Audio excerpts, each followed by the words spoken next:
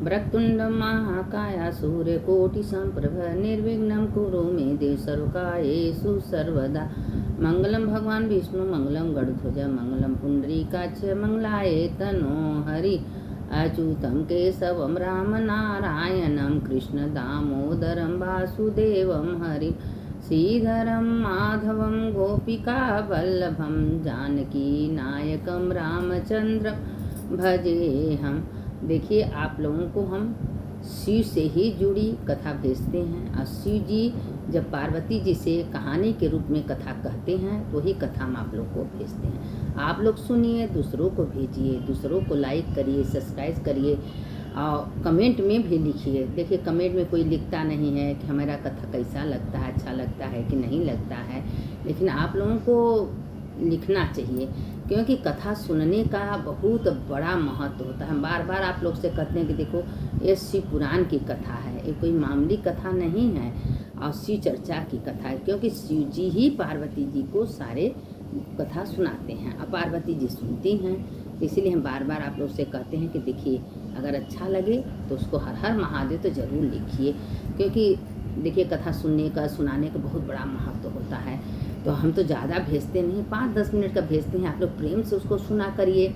अब देखिए कि कथा हम आप लोग को सुना रहे हैं कि जब माता पार्वती बैठी रहती हैं तो भोलेनाथ कैसे उनको कथा सुनना। पार्वती बोलती हैं महादेव से, महादेव हमको कोई कथा सुनाइए। तो महादेव कहते हैं कि पार्वती देखो, हमको बहुत अच्छा लगता है जब तुम पूछती हो कथा सुनाओ, तो कथा तुमको हम सुनाते हैं तो हमको अच्छा लगता है। तो इसीलिए आप लोग से भी कहते हैं कि आप लोग भी कथा सुनिए। और सुनने का कितना बड़ा महत्व है। बिन सत्संग विवेक न होई, राम कृपा बिन सुलभ न होई। एक घड़ी आते में पुण्य। थोड़ा सा कथा का बहुत बड़ा महत्व होता है। 2 मिनट, 4 मिनट, 5 मिनट तो बहुत ज़्यादा है। थोड़ा सा जहाँ शिव पुराण हो रहा है, भागवत हो रहा है, गीता, अगर वहाँ चले जाए तो वहाँ सुनने का, बैठने का महत्व होता है, वहाँ का दर्शन का महत्व होता है। लोग कहते हैं ना कि जहाँ भी शिव पुराण हो, चर्चा हो, कथा हो तो वहाँ जाना चाहिए। तब वो पार्वती जी से भोलेनाथ बता रहे हैं कि देखो पार्वती, शिव पुराण सुनने का कितनी बड़ी महत्व है कि जब रास्ते में चंचुला जा रही थी, थोड़ा सा कथा सुनी, कान में गया, उनका उद्धार हो गया। तो क्या हम लोग अगर अच्छे से मन लगा के सुनेंगे तो मेरा उद्धार नहीं होगा? जरूर होगा। तो अब उसी में देखिए, माता पार्वती शंकर जी से पूछती हैं कि प्रभु, क्या बेटा बेटी में कोई अंतर होता है? लोग बेटियों को पराया धन कहते हैं, बेटे को अपना कहते हैं, क्या कोई पराया अपना होता है? लेकिन उसी कोख से बेटी होती है, उसी कोख से बेटा होता है। 9 महीना बेटा में भी लगता है, 9 महीना बेटी में भी लगता है। तो क्यों लोग बेटा को अपना मानते हैं, बेटी को पराया कहते हैं? तो उसी देखिए, पार्वती जी पूछ रही थी भोलेनाथ से। भोलेनाथ कहते हैं देखो महादेव, बस यही है कि बेटियों का लोग संकल्प बोल के कन्यादान देते हैं। और कन्यादान अगर तुम कोई चीज़ किसी ब्राह्मण को दान दे दी तो तुम्हारा हक खत्म हो जाता है। कोई चीज़ कहीं भी, कोई सामान अगर ब्राह्मण को दे दी तो उसमें तुम्हारा हक नहीं होता। इसीलिए जब शादी विवाह होता है, शादी के पहले तो बेटियां एकदम पूर्ण रूप से अपनी रहती हैं, कुछ भी कर सकती हैं। लेकिन अगर हम कन्यादान दे रहे हैं वो संकल्प बोल के, 7 फेरों के साथ, तो वो समय बेटियां पराया हो जाती हैं, क्योंकि हम उसको दान दे दिए, उसके में मेरा कोई हक नहीं रहता। और जो चीज़ सामान हम उसके साथ देते हैं उसका हो जाता है। तो कहें कि प्रभु क्यों ऐसा बना? कहें बनाया गया, पार्वती तुम भी तो आई हो, तुम्हारा पिता तो हमको कन्यादान दिए हैं, तो क्या तुम्हारे पिता का तुम्हारे में हक है? तुमको देते हैं, तुम्हारा लेते हैं नहीं ना? तो कहें हाँ प्रभु, ये तो बात सही कह रहे हैं। तो कहें कि देखिए, लेकिन बेटियों को जितना अपने माँ बाप को प्यार होता है, ममता होता है, उतना सास ससुर का नहीं होता, जो कि करना चाहिए। जब एक बेटी अपने घर को छोड़कर ससुराल में आती है तो सास ससुर नया माँ बाप के रूप में पाती है, तो उनको भी सम्मान इज्जत उतना देना चाहिए जितना अपने माँ बाप को देना चाहिए। क्योंकि भाई जैसे उसके माँ बाप है, उसके उनके माँ बाप है, दोनों को माँ बाप को चाहिए कि बेटी को, अपनी बहू को बेटी समझना चाहिए, उसको अत्याचार नहीं करना चाहिए। क्योंकि अगर अत्याचार करती हैं तो ये सोचना चाहिए कि ये तो भी किसी की बेटी है। अगर जो ऐसा करता है उसके घर में सुख शांति समृद्धि रहती है। अब उसी पर महादेव बता रहे थे कि एक गांव में एक ब्राह्मण थे, उनको एक बेटा एक बेटी थी, लेकिन बेटी उसकी बहुत अच्छी थी, घर का काम काज करना, पढ़ाई लिखाई करना, सब कुछ करती थी। धीरे धीरे जब वो बेटी बड़ी होने लगी तो अब उसके पिता उसके लिए लड़का खोजने लगे और सोचे कि कितना नज़दीक लड़का खोजे कि हमारी बेटी हमेशा आती जाती रहे, बहुत दूर हो जाएगी तो नहीं आ पाएगी। तो कहीं अगल बगल खोजते खोजते एक लड़का मिल गया अच्छे से नौकरी करने वाला। अब देखिए उसकी बेटी को देखे, उसको देखे, उसका दाह संस्कार भी, उसका ब्याह शादी सब अच्छे से प्रेम पूर्वक अपनी बेटी का कन्यादान दे दिया। देने के बाद बेटी महीना भर 15 दिन में आती रहती थी। उसके ससुराल वाले बहुत अच्छे थे, कुछ बोलते नहीं थे। कहते हैं भाई जैसे तुम्हारे सास ससुर जैसे तुम्हारे माँ बाप, तुम जाया करो देखिया करो। अपन आती थी। शादी के बाद तो वो दोनों पति पत्नी सोचे कि बेटी का तो शादी हो गया, बेटी चली गई, एक बेटा मेरा है, अगर उसका शादी कर देंगे बहू हमारे घर में आ जाएगी तो हमारे घर में रौनक आ जाएगा। बहू तो बेटी होती है और एक बेटी गई तो दूसरी बेटी आएगी। ठीक है। अब वो क्या किए, ये अपने बेटे का शादी कर दी, बहू आई। अब सास ससुर का थोड़ा दिन सेवा वा करने लगे, सब सही चलता था। एक दिन उसकी माता जी का देहांत हो गया। जब माँ मर गई तो अब ससुर अकेले पड़ गए। अब ससुर करते क्या, उसकी बहू कुछ दिन के बाद लगी टार्चर करने ससुर को। ससुर से झाड़ू पोछा करवाती, बर्तन मजवाती, सारा काम करती, डांट डांट के बोलती थी, खाना भी गद कर नहीं देती थी। अब वो बहुत चिंतित रहता था कि मेरा जीवन कैसे बीतेगा, मैं क्या करूं, कहाँ जाऊं, बेचारा कुछ कह नहीं सकता किसी से। एक दिन बहू अपने ससुर को खूब डांट रही थी, गाली दे रही थी। उसी समय उसकी बेटी आ गई। उसकी बेटी खड़ी होकर सारी बातें सुनी। कही ओह आप मेरे पिताजी के इतने टार्चर करती हो, इतने गाली देती हो, इतने काम कराते हो, हमको पता ही नहीं था। अरे तुमसे नहीं करते बना तो हमसे कह देते, हम अपने पिताजी को ले जाते, हम करते। क्यों ऐसा कर रही हो, मेरे पिताजी कुछ बोल नहीं रहे हैं तो मेरे पिताजी को खाना नहीं देती हो, टार्चर करती हो। आज से हमारे पिताजी यहाँ नहीं रहेंगे, हम पिताजी को ले जा रहे हैं।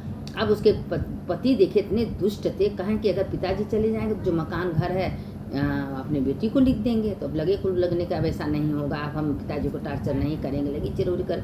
अब बहुत रोने गाने, पिताजी उसके कहें बेटा जाने दो, बहू रो रही है, बेटा छोड़ दो जाने दो, अब लोग देखभाल करेंगे। अच्छा उस दिन तो समझ चली गई। कुछ दिन के बाद उसके पिताजी कहीं काम से जा रहे थे, गिर गए। अब उनके मुंह में लकवा मार दिया, अब बोल नहीं पा रहे थे। अब बहू को तो आनंद आ गया, तुम बोल नहीं पाओगे, अब देखिए शिकायत कैसे करोगे, अब हम ना तुमको खाना देंगे ना हम तुमको दवा दर्पण देंगे। बेचारा पड़ा रहता था। तो एक हफ्ता बाद किसी को बुला के साफ सफाई करवा देती थी। अब इसी में उस दिन बीतते गया। जब उसकी सोचती थी कि मेरी ननद आने वाली है तो वो दिन खूब साफ सुथरा करके बैठी थी। और उसके ननद और उसके पिताजी जब अपनी बेटी को देखते तो खाली आंसू गिरता था, क्योंकि बोल नहीं पाते थे, रोते थे। लेकिन उसकी बेटी समझ गई कि मेरे पिताजी को कुछ टार्चर कर रही है, मेरे पिताजी को कुछ तकलीफ है। अब अपना वो दिन चली गई। एक दिन अचानक अपने पिता को देखने आ गई। तो वो दिन बोल रही थी अब तुम पड़े रहो, तुम बोल नहीं सकते, तुमको टार्चर करेंगे, तुमको खाना नहीं देंगे, अब देखिए तुम क्या करो। उसकी बेटी सुन ली। उसी समय गुस्सा में अपने पिताजी को ली, उसका सामान ली, अपने घर लेके चली गई। और वो अपने पति से उसका भाई कितनों बोला, कितनों कहा, लेकिन ना, हम अपने पिताजी को ले गई। पिताजी को अच्छे डॉक्टर का इलाज कराई, समय से नाश्ता खाना पीना, नहवाना धोना। देखिए यही बेटा बेटी, बेटा धन के मारे, धन के लालच में रखा था, और बहू धन के लालच में गाली देती थी, बोलती थी। बेटी निस्वार्थ होकर सेवा करती और वो कुछ नहीं चाहती थी पिताजी से। लेकिन डॉक्टर को देखा, दवा ववा करने लगी। जब दवा करते करते कुछ दिन बीता, उसके पिता ठीक होने लगे, मुंह से एकदम अच्छे से आवाज़ खुल गई, चलने डोलने लगे। सेवा करते करते एक दिन पिताजी गए वहाँ रजिस्ट्री स्टेशन, जहाँ कागज पत्री नाम होता है, उसे अपन क्या किए कि पूरा जायदाद घर द्वार कुल बेटी के नामे कर दिए। कहें पिताजी आप ये क्या कर रहे हैं, अगर हमको कर रहे हैं तुम्हारा भाई लड़ाई झगड़ा करेगा। कहें नहीं बेटी, तुम मेरा इतना इज्जत की हो, सम्मान की हो, मेरा सेवा की हो, हम आप तुम्हारे साथ रहेंगे। और जो मेरा धन है, दौलत है, मकान है, खेत है, गृह तुम्हारा है, उसको कुछ नहीं देंगे। उसकी पत्नी इतनी गंदी है, उसका पति उसको कुछ बोलता नहीं है। मेरा तो जीवन खराब हो गया बेटी, लेकिन जब से तुम बेटी हो तो ऐसा तुम हमारे जीवन में आई, हम लोग हमारा इतना ध्यान दी बेटी, हम बहुत सुधारने का कोशिश की, लेकिन बहुत सुधरी नहीं। अपना बेटी को अपना दे दिए सब। बेटी पिताजी उसको रहने लगे, खूब सेवा। एक दिन करते करते कुछ दिन बीता तो उसके पिताजी चल बसे। जब चल बसे वहाँ नोटिस भिजवा दिए थे, तुम जो घर द्वार खाली कर दो, हम अपनी बेटी के नामे सब लिख दिए हैं। अब उसकी बेटी खूब धूम धड़क्का से अपने पिताजी का संस्कार की, सबको बुलाई खिलाई पिलाई रही बरसी सब की। वहाँ गई, कहे पिताजी नोटिस भेजे हैं घर खाली करो। भाई जो पिताजी करें किए, तुम पिताजी का तुम लोग जीते जीते इज्जत सम्मान कर न सके, तो पिताजी को जो समझ में अच्छा आया वही किए। उनको समझ में आ गया कि बेटे से अच्छा मेरी बेटी है, मेरा बेटी जितना हमको हमारा ध्यान दे रही है, समय से तुम लोग तो कुछ किए नहीं, तुम जाओ जहाँ जाना है। बेटी भी खाली करवा दी। अब लोग जंगल जंगल भटक रहे थे। भाई जो माँ बाप का कदर इज्जत नहीं करेगा, सम्मान नहीं करे, कब तक भगवान ध्यान देंगे। कहते हैं पिताजी में माता जी में भगवान वास करते हैं। अगर तुम कुछ नहीं देते तभी ठीक रहता, उनका आशीर्वाद तो तुमको मिलता। आशीर्वाद बहुत बहुत बड़ा धन है। जो अपने सास ससुर माता पिता का आशीर्वाद लेता है उसको कभी जिंदगी में कोई दुख नहीं आएगा, उसके घर में भंडार भरा रहेगा। क्यों? माता पिता का आशीर्वाद ही धन दौलत है। और जो ऐसा करता है, चाहे बेटी हो, चाहे दामाद हो, चाहे बेटा हो, चाहे बहू हो, जो अपने माता पिता का कदर इज्जत करता है उसके घर में कभी कोई चीज़ की कमी नहीं पड़ती। उसके घर में सुख शांति समृद्धि का वास होता है। उसके घर में कभी कुछ नहीं कमी पड़ती, क्योंकि आशीर्वाद ही बहुत बड़ा धन दौलत है। और जो माँ बाप का अपने सास ससुर को कदर नहीं करते, इज्जत नहीं करते, उनको गाली देते हैं, एक दिन एक तो उसका फल उसको भगवान स्वयं देते हैं। कहते हैं तुम्हारा कर्म तुम्हारे सामने आएगा, आज नहीं आएगा तो कल आएगा, हेर फेर घुमर के तुम्हारे सामने आएगा। तुम अपने ससुर का सास का इज्जत करो, सम्मान करो, भगवान समझ के उनका पूजन करो। और नहीं करोगे तो चक्र का लेखा कोई ही नहीं जानता, वो चक्र घूम के अपने पास आता है। तो इसीलिए कहते हैं कि भाई दुनिया में बेटा बेटी कोई अंतर नहीं है। अब बेटी भी अच्छी होती है, बेटा भी अच्छा था। अगर बेटा अच्छा हो तो ठीक, नहीं अच्छा हो तो उससे करोड़ गुना अच्छी बेटी होती हैं, जो माँ बाप का सास ससुर पर कदर करती हैं। बेटी कुल दो कुल को तारती हैं, बेटा तो एक कुल को तारता है। अगर बेटा अच्छा है तो बहू निलायक मिल गई तो घर नाश हो गया, अगर बहू अच्छी है तो घर को स्वर्ग बना देती है। अब इसके आगे का कथा कल सुनाएंगे। अच्युतम केशवम राम नारायणम कृष्ण दामोदरम वासुदेवम हरिम श्रीधरम माधवम गोपिका वल्लभम जानकी नायकम रामचंद्रम भजे। सुनने वाले की जय, सुनाने वाले जो इस कथा को सुनता है उसका भी जय होता है, जो सुनाता है उसका भी जय होता है। हर हर महादेव, घर घर महादेव, हर हर महादेव शंभो, काशी विश्वनाथ गंगे माता पार्वती। इसलिए 15 दिन भगवान ने पितरों का दिन बना दिया। जो पितरों के निमित्त पानी देता है, भोजन निकालता है, उसके घर में भी सुख शांति रहती है। चलिए हर हर महादेव, घर घर महादेव।